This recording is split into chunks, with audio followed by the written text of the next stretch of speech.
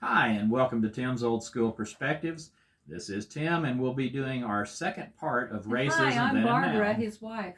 Yeah, still, Still, after all these all years. these years. Yeah, and so what I'm going to start out with is talking a little bit about the latter day civil rights movement that we have going right now. And I liken this civil rights movement that we got going today to a marriage in a way. It's like the man and the woman had been married for 20 years, and early in the marriage, the man had cheated on his wife. But they had gotten past this. We had talked it out many, many years ago, and this didn't happen. No, it didn't happen. But it's an analogy. Yeah. So this couple, they worked it out, and they was doing just fine for the next 19 years. They went on as a normal married couple, and then one day, they went out to dinner, and they're having a nice time. And the woman decides that she would go ahead and bring up this little history, and then it turns back into the same old fight that it was 20 years ago, and it gets bitter and it gets ugly because we've torn the scab off the old sore, and the pus comes running out, and so. Very dramatic. I really yes, but I really feel like that's a lot of what we have today. That since the first civil rights movement, things have really been getting a lot better. I really think that race relations, although not perfect, were going pretty well. And then all of a sudden we have the George Floyd incident, and we've got everybody getting all historical, and it's turning into a real problem. But even as late as 2007, we had the famous Joe Biden quote. I mean, you got the first mainstream African American who's articulate, bright, clean, nice looking. This is storybook. And you talk about that, and then all of a sudden you see that, there's a lot of people that really aren't looking at things in the way that they should be. No. And so racism then and now are very, very different, but we're going to talk a little bit about it, and I'm going to hand the ball off to Barb. She's going to interview me today. All right, you ready? I am ready. So your first question is, when and where did you grow up at? Well, that's an easy one. Okay. I grew up in northeast Missouri in the early to late 70s, as was my childhood years, and so I remember them pretty well. Okay. Now, were the schools integrated back in that day? Oh, yes, they were integrated, but in many ways we were going to the same school, but we weren't really so much together. Yeah. It was a situation where we were there and the black kids were there, but we weren't, there wasn't a whole lot of education together going on. We weren't learning a lot of things. Now, something I would say about the school then is that I rode a school bus that came in from the country. I lived way out in the country, and we got to town, and then we had to travel to another town. Well, what happened was the black kids all rode on one bus. They rode on the same bus as I did, and the bus was actually divided into the blacks would sit either in the front or they would sit in the back, and the whites, and we would alternate semesters. So the first semester the whites might sit in the front and the blacks would sit in the back, and then the next semester the blacks would sit in the front and the whites would sit in the back. And so that's something I do remember from school. It was quite odd and quite strange. But something else I would say was that our experiences in the school were not always all that great. It seemed like that we would fight. I remember, and this is a horrible story, but I remember I was on the bus one day, and I was probably 14 years old, and I played in the band. So I was carrying my horn, which was a baritone horn, and I was sitting in like the front seat. And the black kids were getting on, and as they would get on, each one of them would just kick my horn real hard. Well, finally, I got real mad about this, right?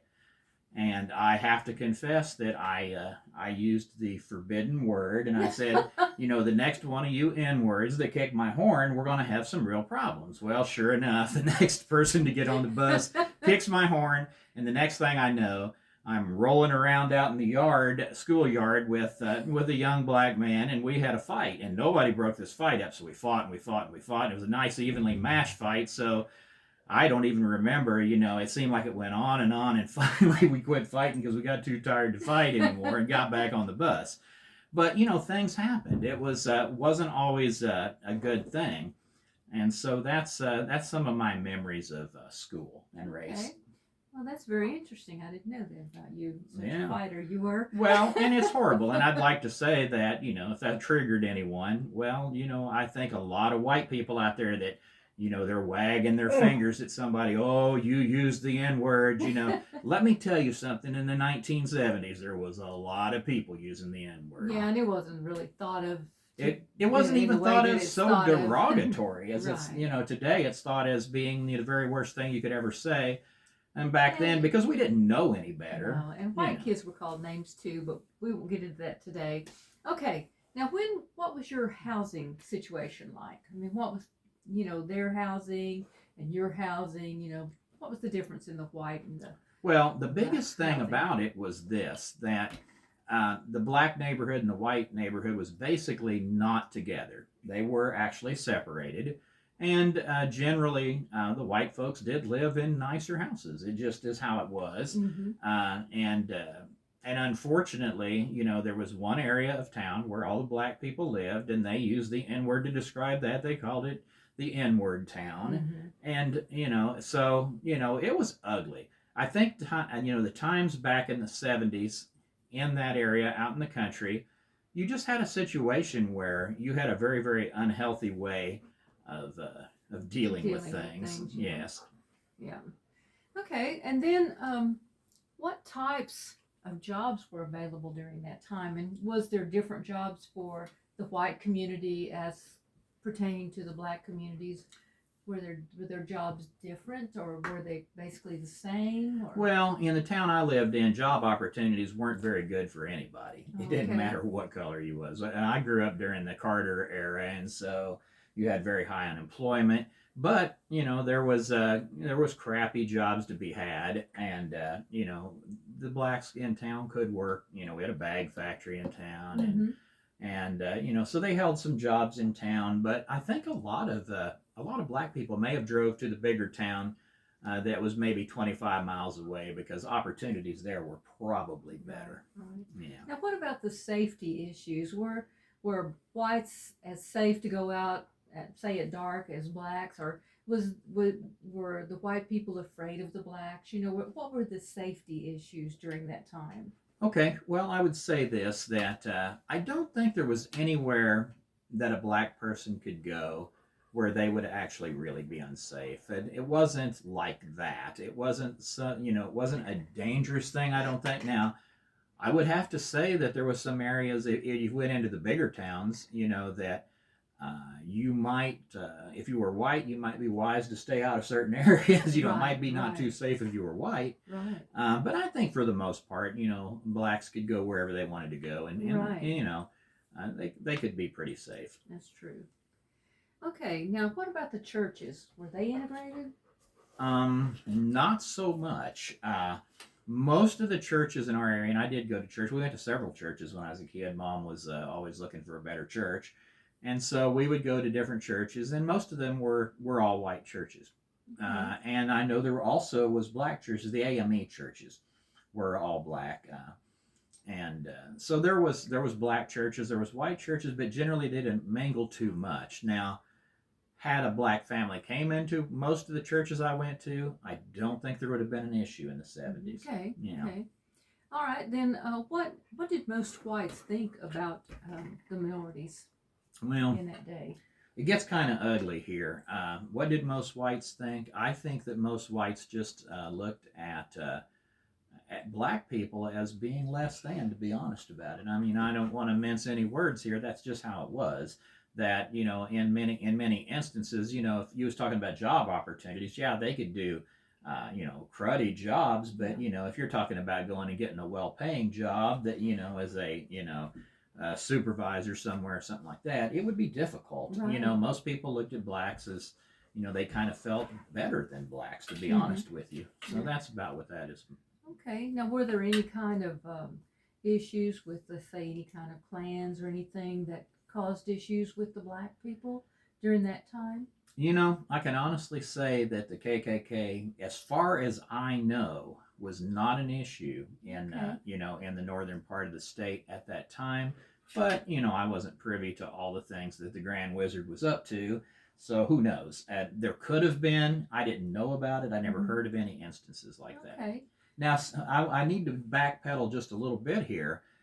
You was talking about where black people could live. Now there was small towns in the area where if a black family moved in, that their house would most likely get burnt Is down. that right? Yes, and unfortunately, I Not mean that's good. pretty terrible. Yeah, But that is. unfortunately, it did work out that way, and so there was many small towns, maybe even to this day, I don't know. But Yeah. back then, it was just an all-white zone. Yeah.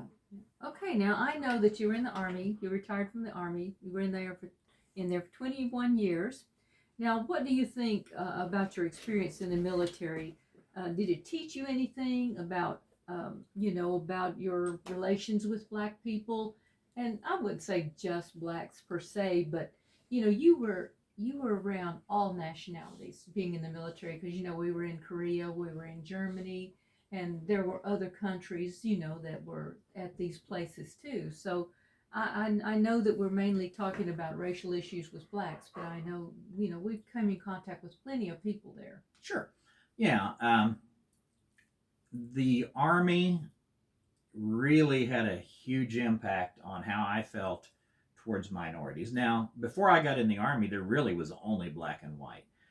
The area I came from, there was no Hispanics, there was Mm-hmm. no Asians. There, Yeah. you either was black or you was white, and that's all. Right. So that really was all I thought about until I got in the military. Now, when I got in the military, I literally had the significant emotional event that changes a person's life. The people in the social sciences say that a person by the time they're about 12 years old, their personality is pretty well developed, and unless something tragic or huge happens, they're always going to be more or less, their values are going to stay the same. Oh, okay. But there was that sort of an event when I was in basic training. I can't really discuss the whole thing because it was so touching to me, I guess, that I'd probably get to crying and slinging snot, Well, and we it don't would want be, that on the video. it's like, People look, might not be. then I'd look like an old fool. Although that ship may have already sailed, but at any rate, to kind of put it into a nutshell, when I was in basic training, what they call a battle buddy. Now I can't remember what we called the guy that we was paired up with, but he was a black guy. It was battle buddies, is what. Yeah, maybe. But anyway, this guy and me, we sort of went back and forth all through basic training. We didn't get along horribly, but not real great either. But at the end of the cycle, we have a PT test, and PT or the basic training was to me the most horrible thing I've ever gone through. I absolutely hated basic training, and had to take a PT test at the end. I was very good at push-ups and sit-ups, but I wasn't a very good runner. Right. But this kid that was my battle buddy, black guy, towards the end of that run, he came back and he helped me get through it, and that was huge to me. And I don't even know why something like that would be such a big deal, other than he might have saved me from another few weeks in basic training, which would have been pretty horrible. Right. But somehow, all of a sudden, I saw that that black people are just like we are. That they care like we do. That they can be friends just like we are. And it didn't click to me too much until that. And something really clicked, and I don't want to talk about it too much more because it's hard for me to talk about. But it was a huge thing for me, and I never really was the same. And so I've done a lot of studying on things of race. I've read a lot of books. I understand all the things that goes into the way the left looks at race relations, the critical race theory, and this about me, that I'm a student of these things. Right. And so I've learned a lot about it, and the military, really, that was a lot. Now, you'd ask about other races. Being I'd never had good or bad experiences with other races, I guess I've had friends that, a lot of our friends are Asians, of course, Right. a lot of Korean friends. And we have, we have black friends, we have Korean friends, we have a few Hispanic friends, but there aren't that many Hispanics around here. No. But, even so, especially in church, if you meet folks in church, you get to doing things with them and projects together and things, and you become friends. And so, my church experience and my military experience have been the two things that have turned me in from my racist youth, if you want to call it that. I never had any real ill intent towards, people of other races, but I didn't really get it either, Right. So. Well, I know during my day, and it might have been the same as yours, it was an understood culture. You understood that your place as a white person was here, and you had this knowledge, and then the black people were, they had their knowledge and they had their understanding of how things were. You go hang out with the white folks, Yeah, and you black folks hang out over right. here. And that's how we were taught. That's how they were taught. Yeah. And over time, you actually have to learn things. It's just like, I want to bring up this scenario. We went to a German restaurant in Germany, and the lady at the server that came to help us, I said, we said, "Nein, sprechen Sie Deutsch," and she more or less said she didn't speak English. So Tim starts reading the menu in his broken German as best as he could read it, and she finally gave up and said, "I can speak English." Yeah. Her English was actually quite good compared to my compared to my German. Yeah, which is quite poor. She didn't want to deal with that. So well, yeah, and a lot of things are culture more than they are race. Yeah, they are. A lot of times, this modern, the whole critical race theory looks at if you're white, you're white. It don't, all whites are the same. Yeah, but they're not. They're not. And if you said that, and all blacks are not the same either. But especially if you talk about all Hispanics being the same, it's quite offensive to some Hispanics if you're a Mexican. Well, they're not a Mexican at all. They might be a Puerto Rican, and then all of a sudden you've not made a friend. Right. And so, but all whites are, and that's, well, I'll stop right there and let Barb finish. All righty. All right. We have reached a good place in this race relationship. So, is there anything else you have to say about any of this, or well, that's a mighty bold statement. I don't know that we've reached such a great place. I think that we were in a pretty good place. We've now got problems because the old wounds are starting to, fester again. We're starting to get historical. We've taken to the streets and burning down stuff. And, anytime you have a mob of people go burn down stuff, that does not really spread goodwill. As much as they think it does, it doesn't. It doesn't help. You guys might want to comment on what we have to say, because we're more than welcome. We more than welcome your comments. Well, it would also be a good thing for us to do future content on, is that if you have something that you'd like to hear about, or you'd like me to, apologize for some of the things I've said, well, I can explain. I'm an old man now. I've gone through a lot. From what I see, and maybe you too, this generation that's causing all these issues right now, they weren't really brought up to know true history. From my understanding, from my concept, the history that they see and have heard was not the actual facts. Well, and another problem that we're facing is that we have so many people out there saying, well, race relations are no better than they was in the 60s. Well, they needed to be there in the 60s, or even the 70s, or possibly the 80s. Right. Things are very much better. Oh, yeah. This is like some kind of a utopia for blacks, whites, and everybody else compared to what it was in the 60s. I kid you not. Yeah.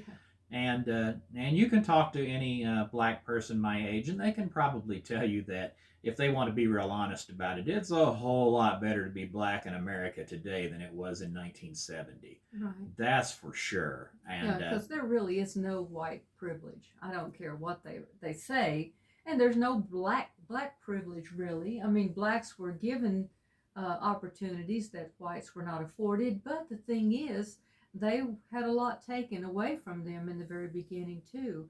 So our country has tried to make up for those misgivings that were done to them in the beginning, but in the long run, we've all become at an equal playing level, to me. Since the days of Martin Luther King, there's been a lot of baby steps taken over several years, and then finally those steps have really amounted to something. Right. I feel like we're in a pretty good spot. I'd really hope that people will start maybe let things simmer a little bit. Yeah, or either find out the true history of things. That would be good if some people would read history books that were written back in the 60s. Yeah, if you read what's revisionist history of today, then I don't know what you get out of it. I've not read Yeah, Written. or written too many books either. I've not written any book. I feel like I just about have written a book over just articles and things. But that being said, we're going to go ahead and wrap this up. I think if you would click that subscribe, hit the notification bell. And please like us. Oh, yeah. Like us if you can. Yeah, like us if you can. Even if you don't want to watch our video all the way through, just hit the like button and go off with it.